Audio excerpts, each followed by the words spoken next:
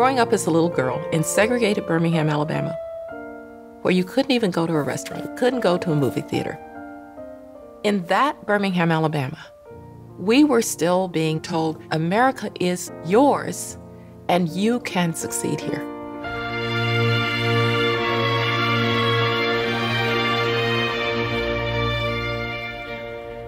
And as I think back, under the pressures of Jim Crow segregation, with all of these negative signals around their kids about how America did not accept them, that's quite a trick that those parents pulled off.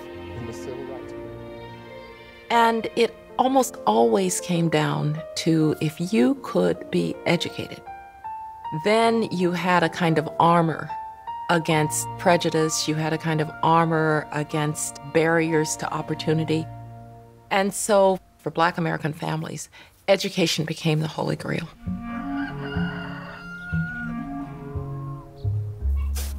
John Wesley Rice Sr., my grandfather, was a sharecropper's son in Greene County, Alabama.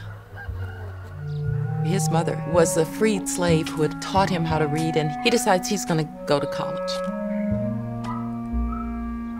So he saved up his cotton, and he went off to Stillman in Tuscaloosa, paid for his first year of college, got through it, and then they said, so how are you going to pay for your second year? He said, well, I'm out of cotton. And they said, well, you're out of luck. He says to them, so how are those boys going to college? They said, well, what you have to understand is they have what's called a scholarship. And if you wanted to be a Presbyterian minister, then you could have a scholarship too. And my grandfather says, you know, that is exactly what I had in mind.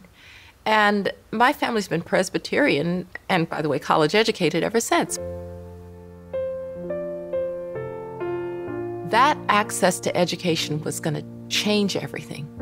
And not just for him, but for generations to come.